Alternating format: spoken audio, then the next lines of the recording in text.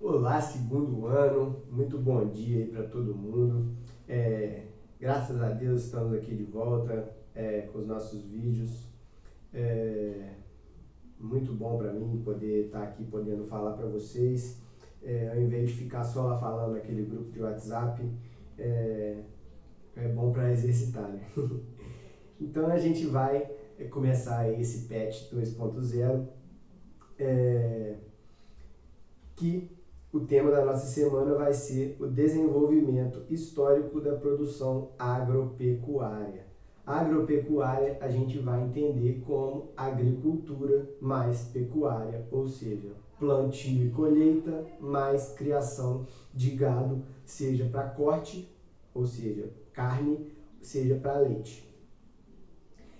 É, As páginas do conteúdo aí que está lá no PET entre a página 72 e a página 76.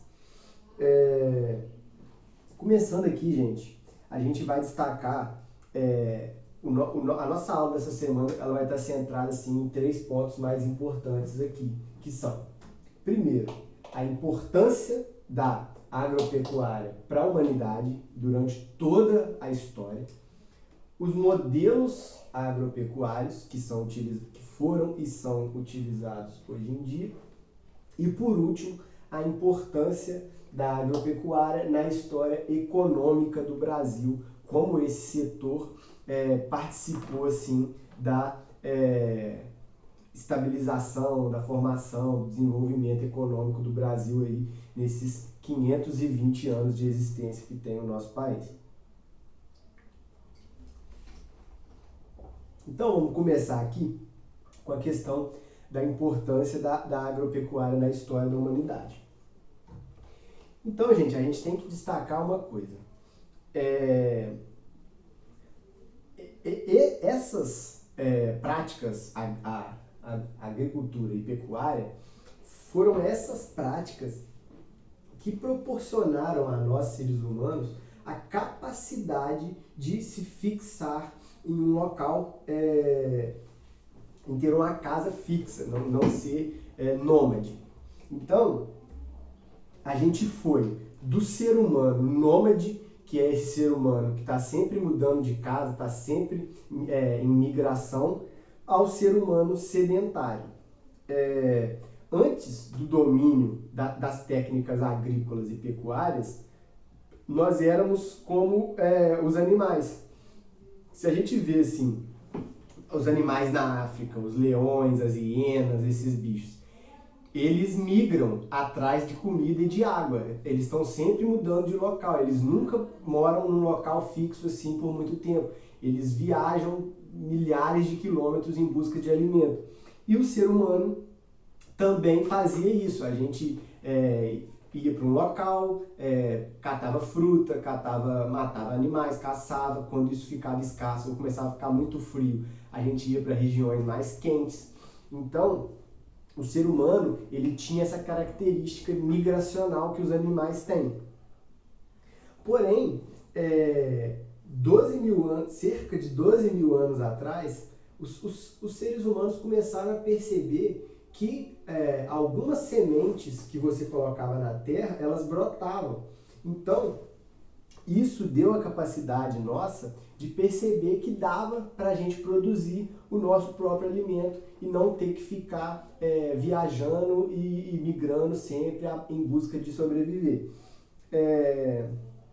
10 mil anos, em cerca de 10 mil anos, ou seja, 2 mil anos após a descoberta da agricultura, o ser humano descobriu que existiam maneiras de se domesticar os animais, de se criarem os animais que antes eram todos selvagens, através da tratagem. O que é tratagem? É você tratar do bicho. Quando você tem um cachorro, um gato, você tem que tratar dele para ele gostar de você, para ele sobreviver.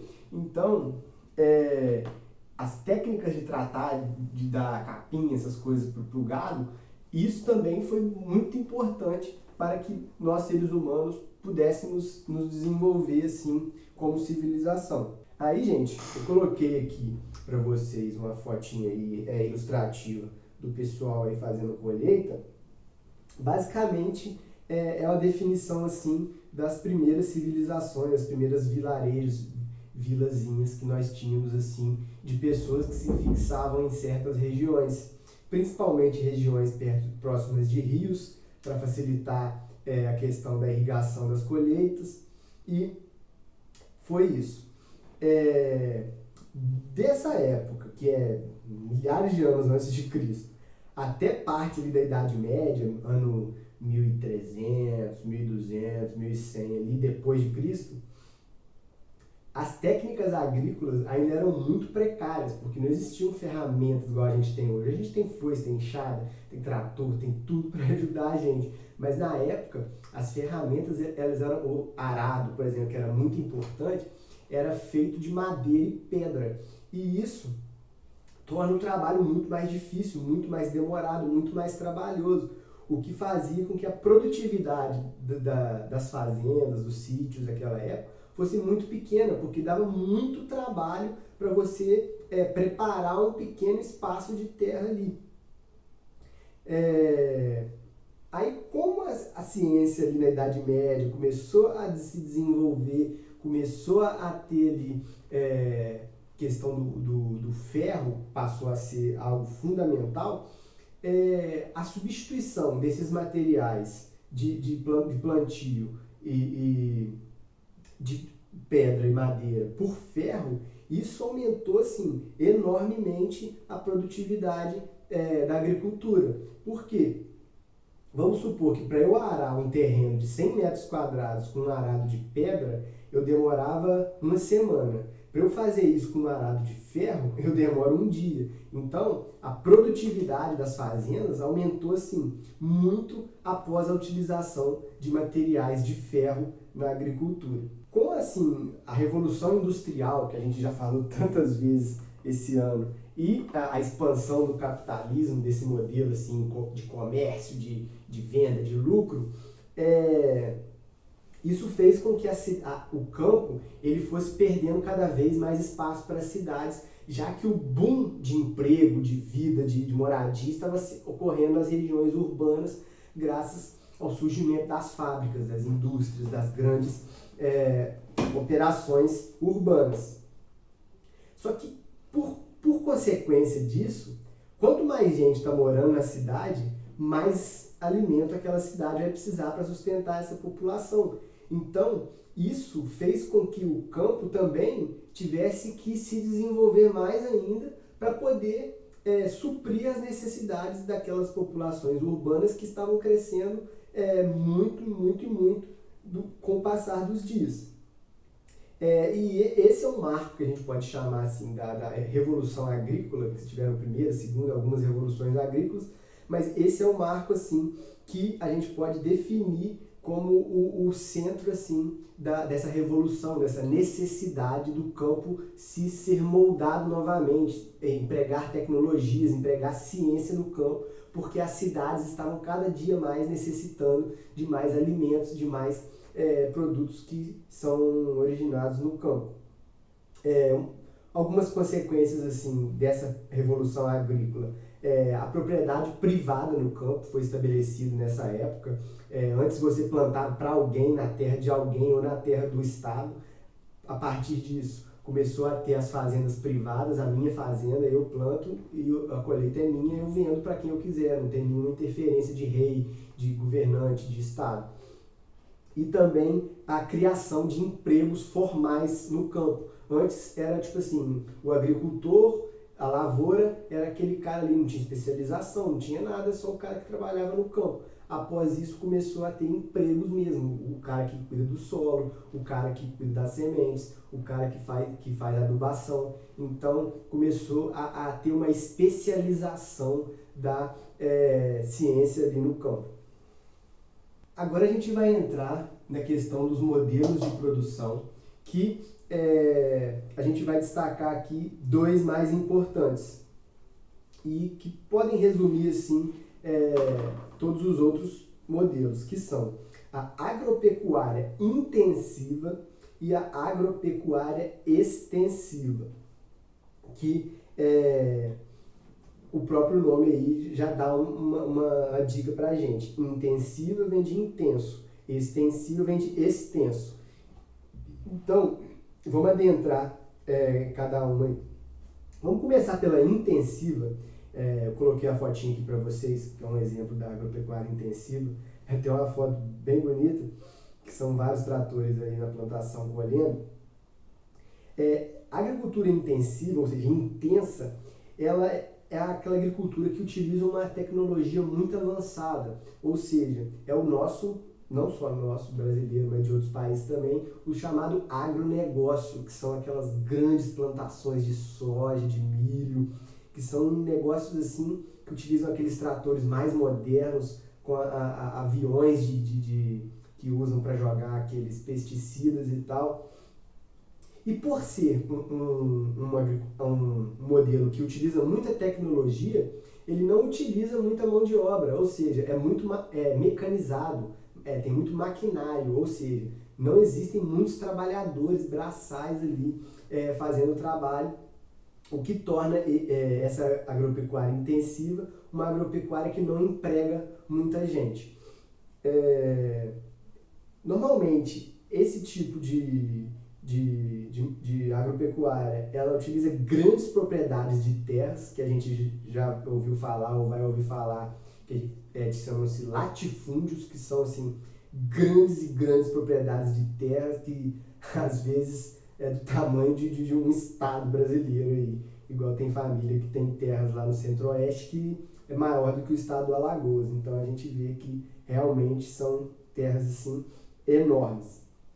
E muitas desses latifúndios, eles praticam as monoculturas, que é, ou seja, você plantar uma coisa só, você criar uma coisa só ali naquela região, o que é uma coisa muito nociva, principalmente para o solo. Agora, vamos falar da agropecuária extensiva. Eu coloquei essa fotinha aí dessa tiazinha aí, com esse tiozão aí, plantando a cebolinha, as alfaces deles aí, que parece, que é um exemplo assim que a gente conhece rotineiramente, todo mundo aí já deve ter visto, tem aquele tio, pai, avô, irmão, alguém que planta horta em casa, alguém que planta horta na roça para vender na cidade, alguém que vende mandioca, vende banana, vende essas coisas. Esse pessoal pratica a agropecuária extensiva, que é utilização de técnicas muito simples e que baixa tecnologia. Por exemplo, quando a gente vai plantar uma alface na nossa horta, assim, a gente não precisa de tecnologia nenhuma, é só pegar a semente, jogar lá, aguar, fazer o canteirinho, acabou. É uma técnica muito antiga já e que não envolve nenhuma tecnologia. Porém, essas propriedades, diferente das outras, como não tem tecnologia, elas precisam de pessoas trabalhando ali. Então, dependendo do tamanho da propriedade, se for uma horta, por exemplo, muito grande, ela vai precisar de várias pessoas ali trabalhando. Então, é um campo que emprega mais pessoas. Geralmente são pequenas e médias propriedades que são, muitas vezes, administradas por famílias que a gente já ouviu falar várias vezes também na vida, que é a chamada agricultura familiar ou camponesa, que é essa agricultura assim, mais simples, mas que é muito importante no nosso país e a gente vai ver isso um pouquinho mais para frente. Agora, gente, para a última etapa aqui da nossa aula dessa semana, que é a importância na história econômica do Brasil. Inclusive faltou um acento aqui no econômica. Importância da agropecuária na história econômica do Brasil, que é uma parte assim que a gente tem que entender, assim, porque isso é um conteúdo que é interdisciplinar. A gente vai... vocês já estudaram isso na história e tal, não sei se no ensino médio, mas no fundamental com certeza, que é a formação do Brasil, a estabilização do Brasil enquanto país e um país jamais se desligará da economia, porque é aquilo que faz com que o país gire, que o país tenha qualquer tipo de avanço em qualquer área. E a gente vai ver que o primeiro setor da economia, voltando à nossa matéria, que é a agropecuária e o extrativismo, como que esse setor foi importante para o nosso país chegar aonde chegou e aonde estamos hoje. Desde a descoberta do nosso país ali no ano de 1500 pelos portugueses, até meados do século XX, século passado, anos de 1900, a maior parte da agricultura brasileira, da economia brasileira, ela sempre esteve ligada à agropecuária.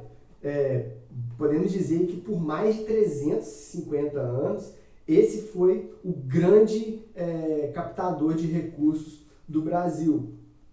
E isso que potencializou o crescimento, a formação de várias cidades, estados, muita coisa nesse país. Vou dar um exemplo para vocês aqui. No século XIX, anos de 1800, Belo Horizonte não existia. Belo Horizonte foi uma cidade criada para ser a capital de Minas. E o dinheiro que financiou a criação de Belo Horizonte é o dinheiro do café originado no sul de Minas e aqui na nossa Zona da Mata. Então, o sul de Minas e a Zona da Mata foram os responsáveis pela construção de Belo Horizonte, porque o dinheiro do café que girava aqui foi responsável pelos investimentos lá de criação de Belo Horizonte. Então, quando você tiver um amigo de Belo Horizonte aí, você pode falar para ele, falar, ó, o dinheiro da minha região criou a sua cidade. Dentro dessa utilização da agricultura e da pecuária na formação do Brasil enquanto país, nós tivemos ciclos assim de produtos específicos e esses produtos, como estavam em alta no mercado internacional, o Brasil conseguia captar uma grande quantidade de dinheiro com isso e foi desenvolvendo o país com isso. O primeiro ciclo que a gente vai reconhecer no Brasil na agricultura foi o ciclo da cana-de-açúcar, que a gente já deve ter estudado a questão dos engenhos e tal, que utilizava mão de obra escrava, que começou no século XVI e durou ali até meados do século XIX. E acontecia assim, principalmente na zona da Mata Nordestina. A produção de açúcar era o principal produto assim. Foi durante muito tempo, o Brasil era o maior produtor de açúcar mundial, porém quando a Holanda começou a produzir isso nas Antilhas, o açúcar foi caindo muito de preço porque outros países passaram a vender também. Isso causou uma forte crise na cana-de-açúcar aqui do nosso país e isso criou a necessidade de que o Brasil arrumasse um outro produto para substituir a cana-de-açúcar. Após o ciclo da cana-de-açúcar, a gente teve o ciclo do ouro, da extração de minerais aqui em Minas Gerais.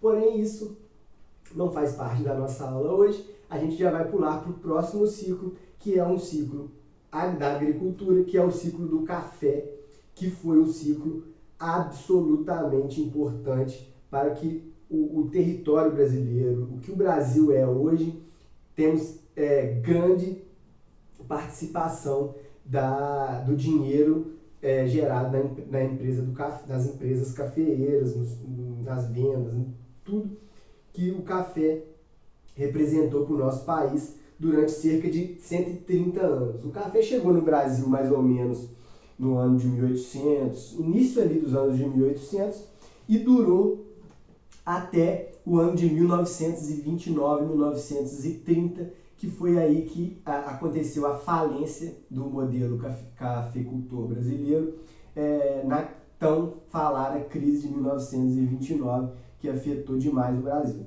O café, ele era produzido majoritariamente aqui na nossa região sudeste, no nosso estado de Minas Gerais, no estado de São Paulo e no estado do Rio de Janeiro. Eram os três estados assim com maior produção e maior participação na economia do café. A gente teve também o ciclo da borracha, que foi no norte do país, começou ali por volta do ano de 1866 durou até os anos de 1913, 1910, por aí, e foi um ciclo também bastante importante que foi o início ali da exploração da borracha no Brasil. Então, gente, como eu já disse, a indústria do café, a chamada indústria cafeeira, ela sofreu um grande impacto após a crise de 1929. Por quê? O Brasil ele concentrava a maioria da exportação de café para todo mundo. E muitos países compravam o nosso café, era uma coisa assim que valia a pena, porque era muito dinheiro que se ganhava a partir disso. Só que o que aconteceu? Houve quebras nas bolsas, principalmente dos Estados Unidos e da Europa, com que esses países começaram a perder muito dinheiro. Então, eles tiveram que cortar vários gastos que eles tinham assim, para poder suprir as necessidades principais dos seus países. Então, o café foi um dos primeiros produtos que eles pararam de comprar para poder superar essa crise, e isso teve um grande impacto na economia brasileira, porque o nosso principal produto a gente já não conseguia vender mais. Muitas pessoas suicidaram, muitos donos de fazendas suicidaram, porque eles investiram tudo que eles tinham nisso e de um dia para a noite eles perderam tudo, não tinha mais para quem vender, tiveram que queimar o café, queimar as fazendas. Então foi uma época assim bastante crítica para o nosso país. E a partir daí, o Estado brasileiro ele percebeu que ele não poderia continuar cometendo esse erro que botar a economia do país em um produto só, igual foi com a cana e igual foi com o café. Quando esse produto quebra, esse produto não vale mais, acaba com o país, que é a mesma coisa que aconteceu com a Venezuela. A Venezuela é um país que sobrevivia às custas do petróleo. O preço do petróleo caiu, o país cai junto. Então, o Brasil, ele aproveitou essas crises e tal, para poder investir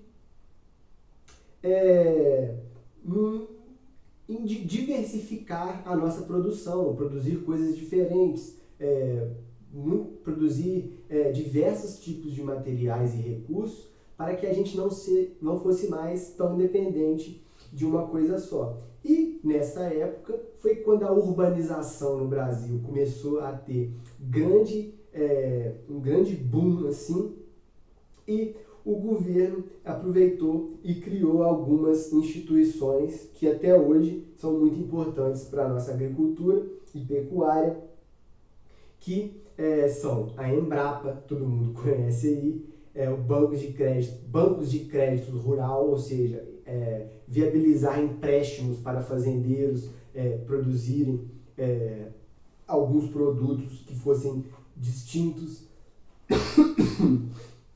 Foram criadas muitas escolas técnicas para profissionalizar pessoas para trabalhar no campo. Foram criadas universidades rurais, ou seja, faculdades voltadas para essa questão agrícola, curso de agronomia, engenharia agrônoma, química do solo, essas coisas assim.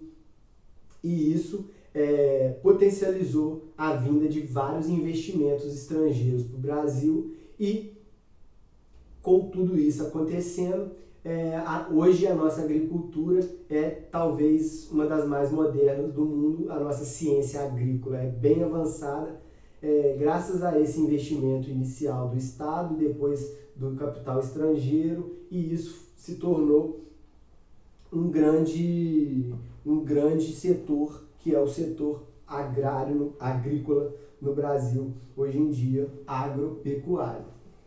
Agora, gente, voltando à questão dos modelos, que a gente já falou da agricultura intensiva, que é os modelos do agronegócio, e a agricultura extensiva, que é voltada para os camponeses, a agricultura familiar, a gente vai entender um pouquinho qual que é a participação de cada um desses setores aí na economia do país. Então, gente, eu coloquei aqui para vocês um gráfico que ele de um lado aí a agricultura camponesa, do outro lado o agronegócio.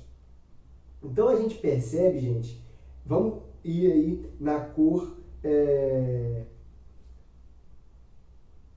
amarela, que é a primeira aí. Quer dizer o crédito. Crédito é a oferta de dinheiro que esses setores têm, tanto de bancos quanto do governo, de quem empresta dinheiro para esse pessoal. Então a gente vê aí que o agronegócio ele pega 86% dos créditos, ou seja, sobra um pouco mais de 10% para a agricultura camponesa. Então a gente vê que os investimentos são muito maiores no agronegócio. Aí a gente vai agora para o marrom, que são as terras, a quantidade de terras nas mãos desses modelos. Então a gente vê que o agronegócio ele tem mais de 3/4, 76% das terras, e a agricultura camponesa 24% das terras, ou seja, mais uma vez uma distribuição favorável ao agronegócio. A gente vai ver o verde. O verde é a produção global, a quantidade de produtos que está disponível assim, no mercado internacional, que é produzido por cada um desses aí. A agricultura camponesa 40% e o agronegócio 60%. Então a gente já vê que nesse setor já é mais próximo. Agora, gente, o mais importante, que é a produção de comida, que é o que a gente põe na nossa mesa todos os dias, o tomate, a alface, tudo que a gente come que vem da agricultura. A nossa comida é 70% produzida pela agricultura camponesa. Por quê? O agronegócio ele é voltado mais para exportações, é mais para vender os produtos do agronegócio no mercado internacional. Parte dele fica aqui no país, igual a gente está vendo aí, 30%, porém a grande maioria é exportada, é vendido fora daqui. E o último aí é a mão de obra ocupada, a quantidade de trabalhadores por setor. E a gente vê aí que a agricultura camponesa pega 74% dos trabalhadores do campo, enquanto o agronegócio pega 26%. Então a gente vê que existe uma desigualdade muito grande entre esses dois modelos de agricultura e que a agricultura camponesa ela deveria ter mais créditos, mais terras, porque ela produz 70% da comida que está no nosso prato e ela ocupa 74% da mão de obra do campo. Então é um modelo aí que deveria ter mais créditos, mais terras, pois podemos dizer que é um modelo que praticamente sustenta as nossas mesas. Essa semana foi isso, o tema assim bem tranquilinho, bem simples. A gente tem que entender, primeiramente, que o Brasil do jeito que ele é hoje, a formação que a gente tem do nosso território, da nossa economia, ele é espelhado ao que se passaram aqui durante centenas de anos, e durante essas centenas de anos foi a agropecuária que proporcionou ao Brasil grande parte dos recursos que foram utilizados para fazer muita coisa. A gente pode citar, por exemplo, a cidade de São Paulo, foi praticamente, ela era uma cidade bem pequenininha e ela se tornou uma cidade grande a partir do ciclo do café. O dinheiro do café proporcionou esse crescimento a muitas cidades, como eu também já falei, da criação de Belo Horizonte. Então, a gente tem que entender que a agropecuária, sendo o primeiro setor da economia, e como antigamente, a indústria ainda não estava tão desenvolvida, o setor de serviços ainda era muito pequeno, o setor primário era o setor responsável pela grande maioria de captação dos recursos do país, que hoje em dia não é mais, porque a gente sabe que o setor de serviços do comércio, o setor terciário, hoje, nesse mundo atual, ele ocupa o topo da captação de recursos. Então a gente vai só ter que traçar isso aqui, entender a importância da agropecuária tanto para a história da humanidade, os modelos que ela utiliza e a importância dela na história econômica do Brasil que basicamente tudo que a gente tem hoje em dia foi construído ali no iniciozinho por dinheiro que adveio do campo, das plantações, das criações de gado. Então, foi isso aí. Abraço aí para todo mundo. Muito obrigado aí para quem viu o vídeo. Dá um trabalho do caramba para editar isso tudo aqui, mas a gente faz com gosto porque a gente não quer que vocês fiquem perdidos aí e a gente quer que vocês aprendam e que vocês adquiram cada vez mais conhecimentos aí. Então, valeu, gente. Forte abraço. Até semana que vem.